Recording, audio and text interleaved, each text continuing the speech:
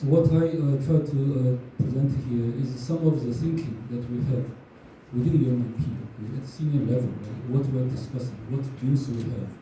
So these are not necessarily official positions of the UN, but it does represent the kind of discussion that we have. So let's go to the next slide here. So essentially, we have a lot of challenges that we are facing, right? And we talk a lot about this crisis, is climate change. Right? Secretary General has talked about the triple crisis of climate, biodiversity, and pollution. Right? And now we also have a COVID of Ukraine war. But some of these are new phenomena, new issues. Right? But many of these are not new. The climate crisis, it has started in the last century. Right? It is going to last into next century. So we're dealing with the compounding of many issues. So I'm going to talk about three issues. One is where we are today. Okay? How do we look at some of the key issues? There's so many challenges, right? So how do we simplify the story? Right? And but still make a point. And then the next one is the long-term trends. Okay, right? Out of all what's going on, what are the key issues that we think are defining issues for development? Right? And then where we're going. Okay? So how do we organize ourselves? How do we frame ourselves? Right? So this is one. Next slide, please. So where we are. Okay. Yeah, next one. So here, okay, I put three crises that are result of the short-term shocks. Okay, that is affecting the whole world. Right? We know that the war in Ukraine has caused the shock, right, in food prices, food insecurity. Right? The supply cannot follow the demand. We have climate emergency that we have been talking about for some time, but we have some more information later. Okay? And then we have also the financial crisis, and also in terms of climate, there's also energy, right? Because energy prices has also jumped. Right? Then we have this financial crisis in terms of the fiscal space for developing countries. Now these are the three issues that are hitting our developing countries immediately, on top of what they have suffered in a way as a consequence of COVID. But again, we want to put this in the context of other development challenges. And here I listed the inequalities that pre-existed all this current crisis. Right? Now, it's not only about inequalities, because inequality symbolizes, in a way, to me, the lack of progress across many SDGs, Sustainable Development Goals. Right? So in a way, I think we're simplifying the development challenges, and represented by the inequalities that are really a serious challenge. Right? And but we think that this defines the immediate problems that we're all dealing with in the UN and by the majority of developing countries. Okay. Now some more details. The food insecurity. Right? So last week or the weekend, right, the Economist had this cover page, right, and talked about the food crisis, right, the food price crisis, and you see that the food prices has jumped 30%, right, just over the last year. Right. And now, based on World Bank study, 1% inflation of food normally leads to 10% of poverty increase. Right? So now, there's not linear relationship necessarily between 1% inflation and the 30% price index, but there's a elasticity issue when it comes to economic cause and consequences. But you can imagine, as this high level of price increase will have a serious impact on poverty. Right? So that's why this is such a big issue. The Secretary General has spoken recently, and essentially terming this as a crisis of a crisis not only just the food supply, but it's a crisis of cost of living. Right? The food in principle is there, but it's not getting to the consumers. Right? So the consumers as a result, are forced to pay a very high price for the food. Okay? and that certainly has a lot of consequences. Right? So this is just a quick slide on a picture of food. Right? So we see that this issue is discussed in G7, and in fact this week also in the G20's meeting, right, on these kind of issues. So food, now the energy. And you see the energy price changes over the last a few years, right? And you see that the dip in the blue line, right, which is the fuel cost, energy cost, is at the beginning of the COVID, right? There was expectation that the demand will go down, right? But all other indexes have kept increasing, and the energy prices jumped steeply, right? So what this means is that it has a lot of consequences, because it has a consequence on food, in fact, right? Because the transportation cost, logistics, and also depends on energy costs, right? And we know the SDG 7, right, is already lagging far behind. And you will still have 800 million people practically who don't have access to energy. And so now with the fuel price, right, with the kind of desire to produce more to meet short-term demand, this desire is really relegating the kind of need for speed energy transition, on the back burner. So we have now seen more and more production, in fact, not investing as a priority for energy transition. So we have really a lot of challenges in this. Right? And then the financial crisis. Right? Let's say I highlighted the situation of debt, the public debt. Okay? In this year, 56% of developing countries are at the risk of debt stress, or already in debt stress, right, on public and publicly guaranteed debt, right? Which means that they have to use a lot of their public resources to service their debt, right? Reducing their ability to implement the policies that are necessary to deal with the crisis. And in 2021, global debt reached a record of $303 trillion, and increased from 226 trillion over a year ago. So this is all debts, right? Public debts, private debts, right? Short-term debts, long-term debts. Right? So this is really a serious challenge. It means really developing countries have no fiscal space. Right? And I have another slide later to show that. Okay? So now another point is on inequalities. Now this indicates for different time period, okay, the reduction or inequalities. Okay, so this is the average of Gini coefficient essentially, okay, of all the world. Right? You average the Gini coefficient across the countries. Then during this period of time, you have this kind of chart.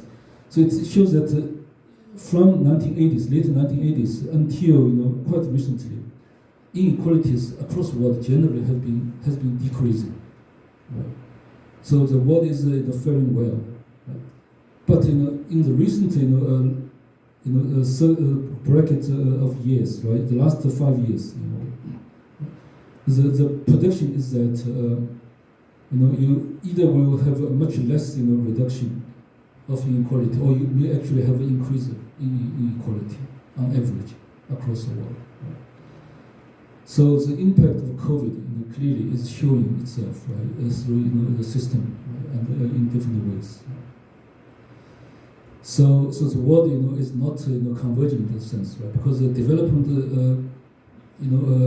effort has been to achieve convergence of countries in terms of their level of income, standard of living, GDP per capita. Right?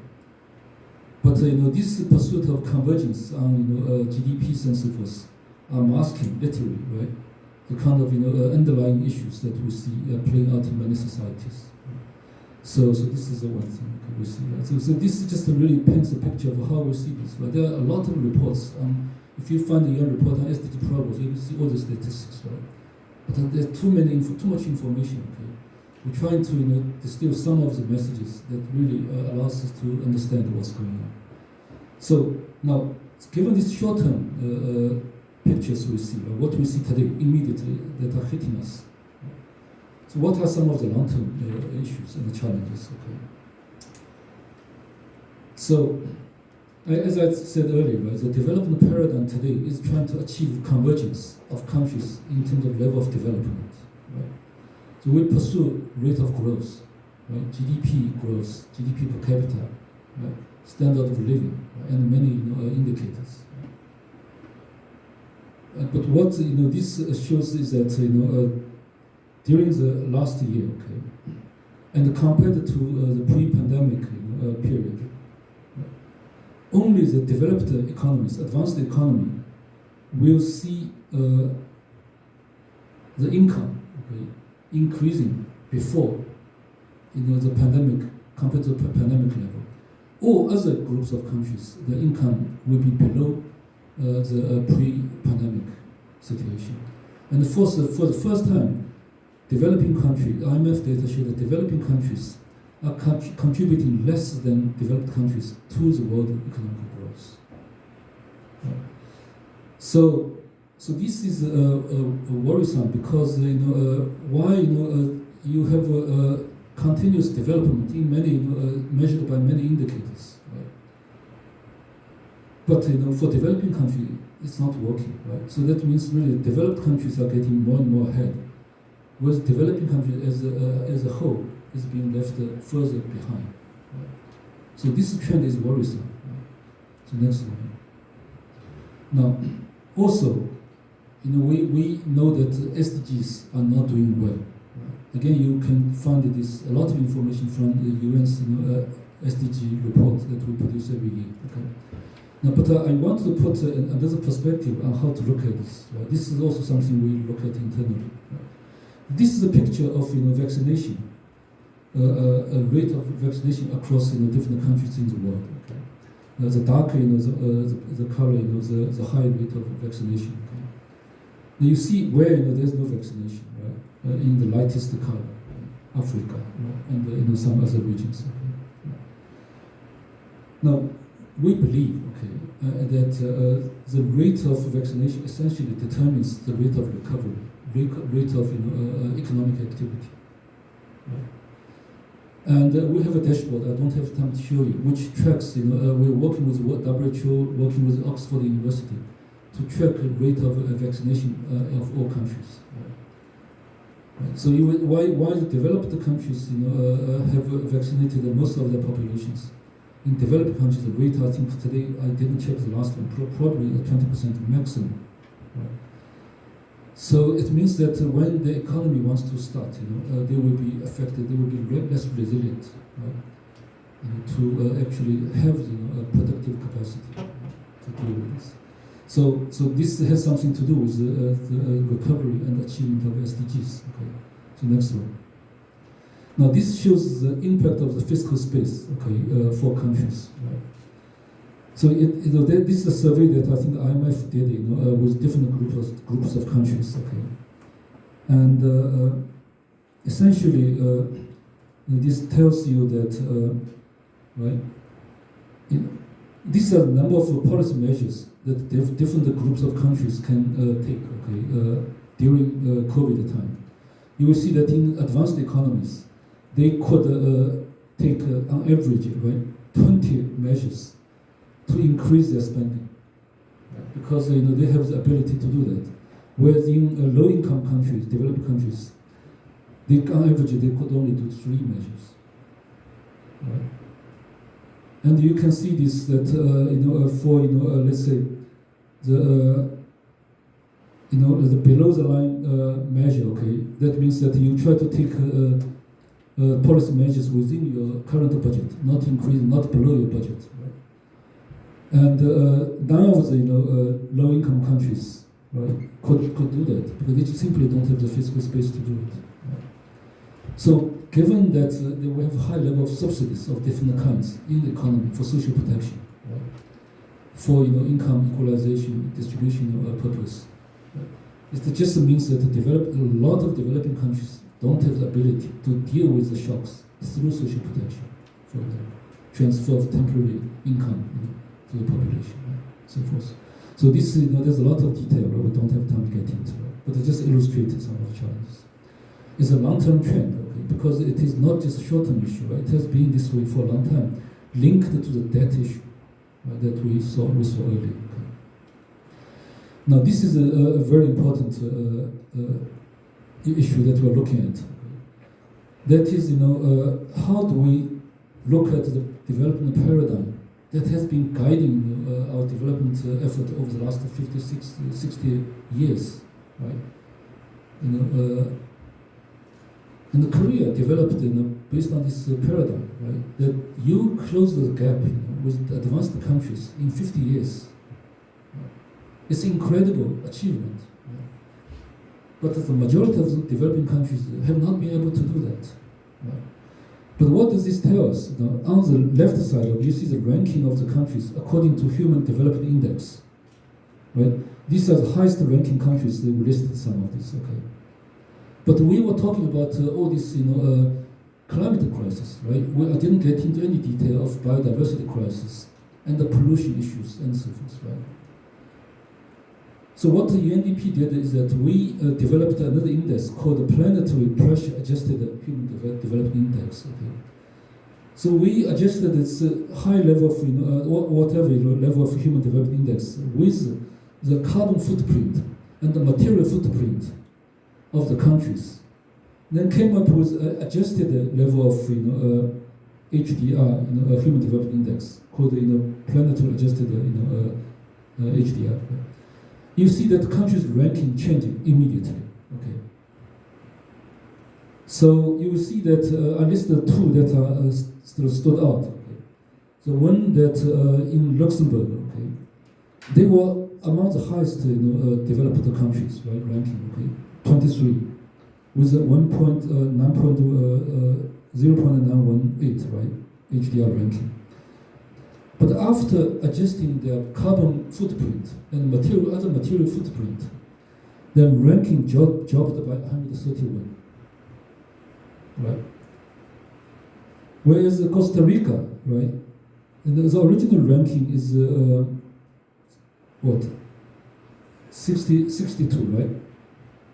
But because all their energy is powered by renewable energy, their carbon footprint is very, very small.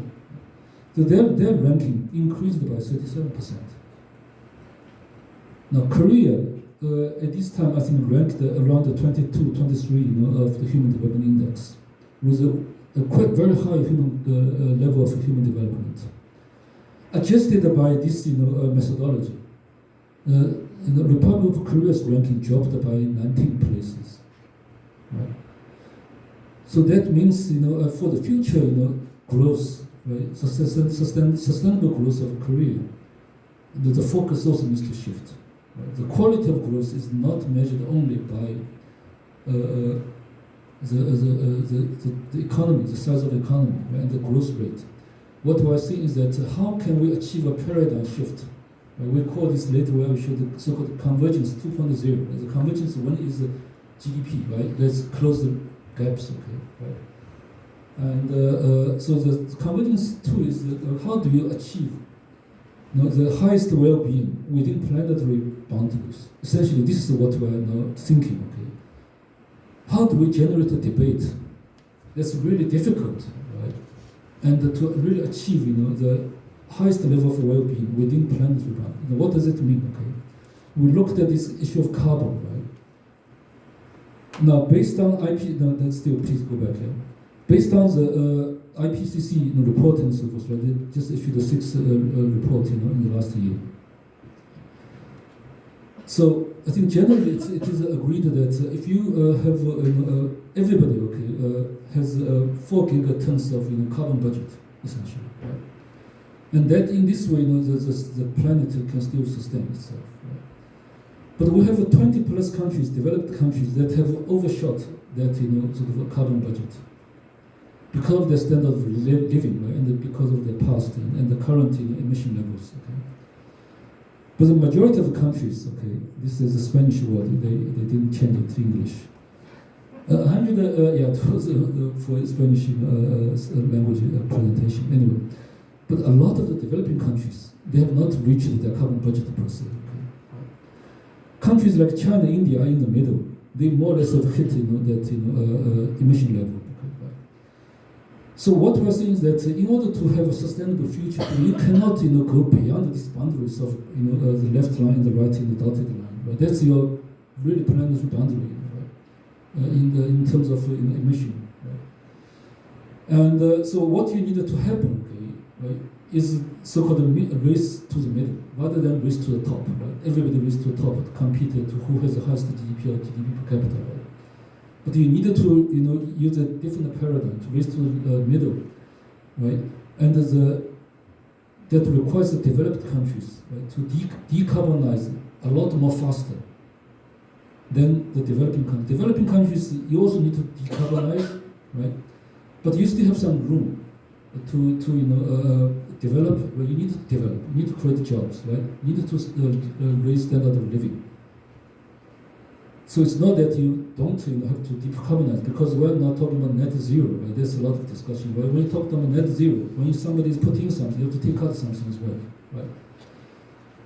So that's going to be a difficult challenge. Right? So for the future, I think this is what we're talking about: is how can we decarbonize our economy, both in developed countries and the developing countries. Right?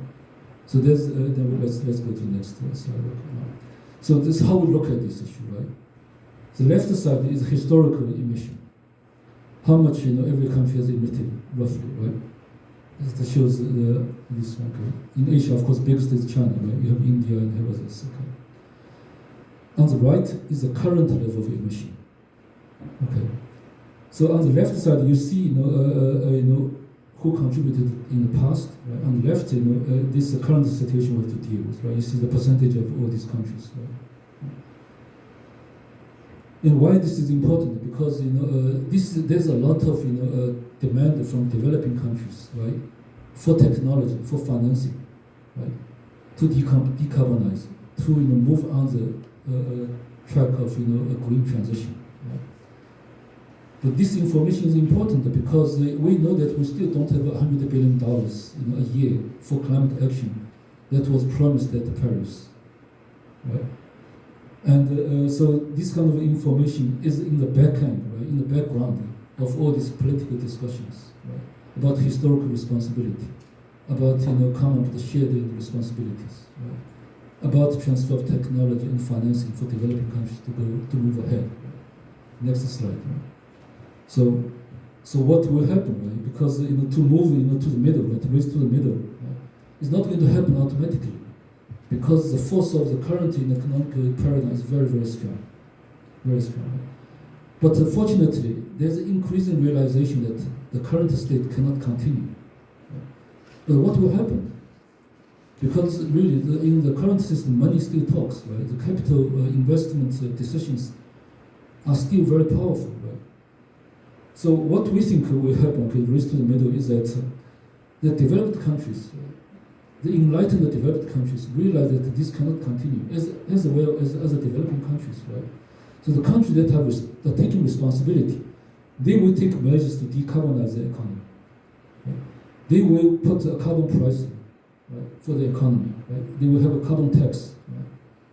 So this, as a result, they will force a lot of either you change, you reform, you innovate, right? Or some will take the opportunity to transfer so-called dirty industries, polluting industries, to developing countries.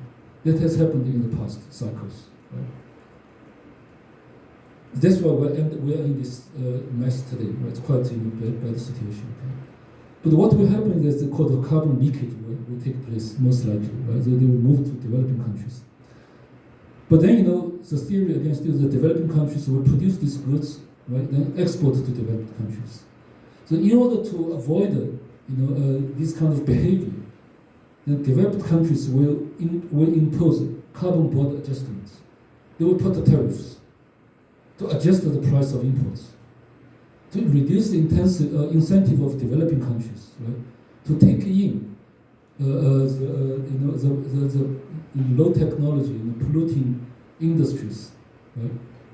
And as a result of this, right, the pressure from the carbon-related tariffs and so forth then the developing countries will demand more and more the technology and financing to truly transform their economy and and their development trajectory.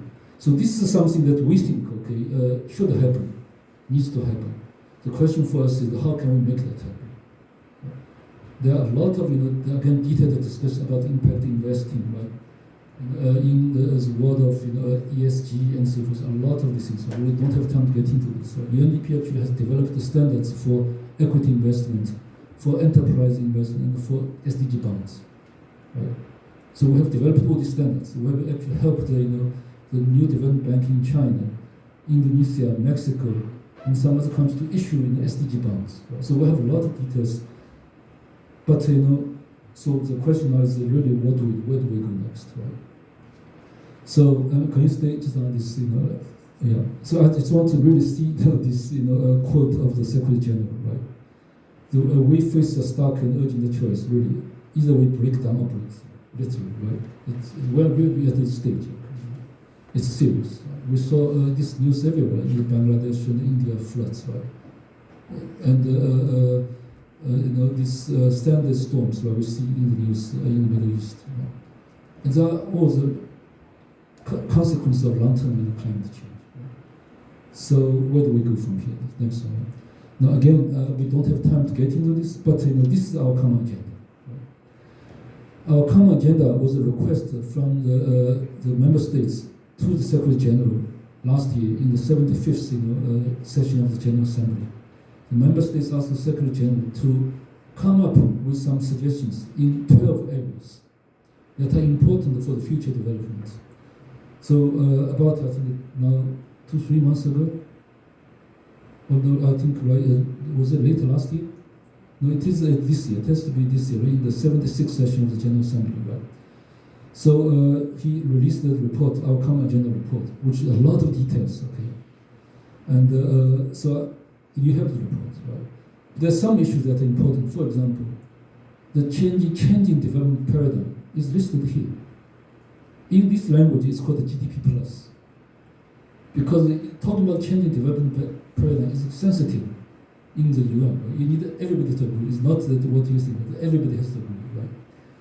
So the member states have more or less accepted the idea of, okay, we need to look at the GDP, beyond the GDP agenda. That means you may need to look at other matrices. You need to look at how to use the matrix to measure what they are meant to measure, right? So sometimes they're not using the matrix properly. Right?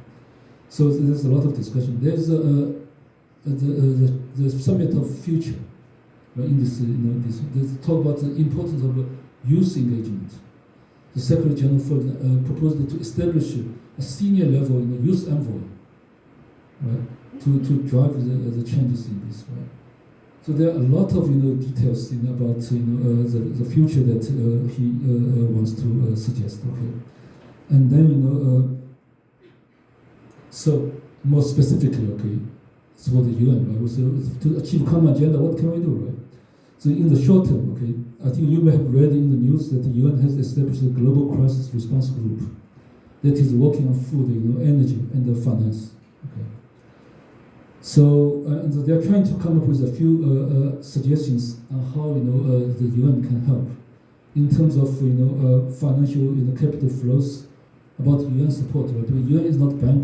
The financial flows is talking about the growth of multinational development banks. Right?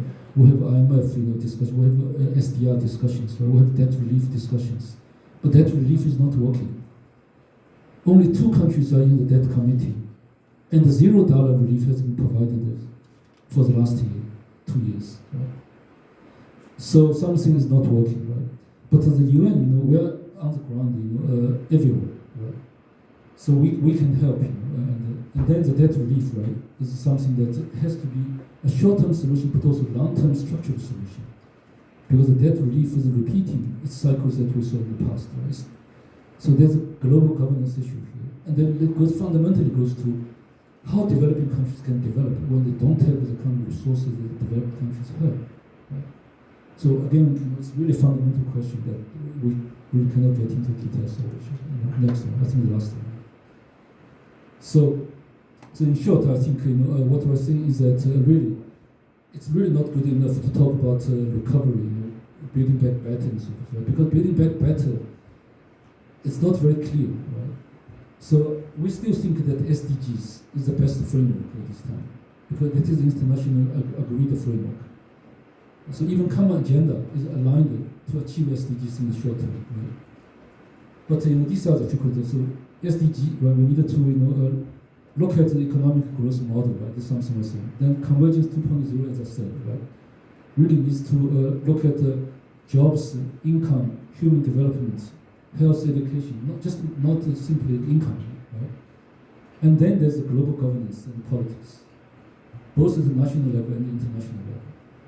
If we don't address these issues, then I think we're not going to see the kind of peaceful and prosperous world that we want to see. Right? So I think with this, I just want to share some of the thoughts. Thank you very much, Professor Barker.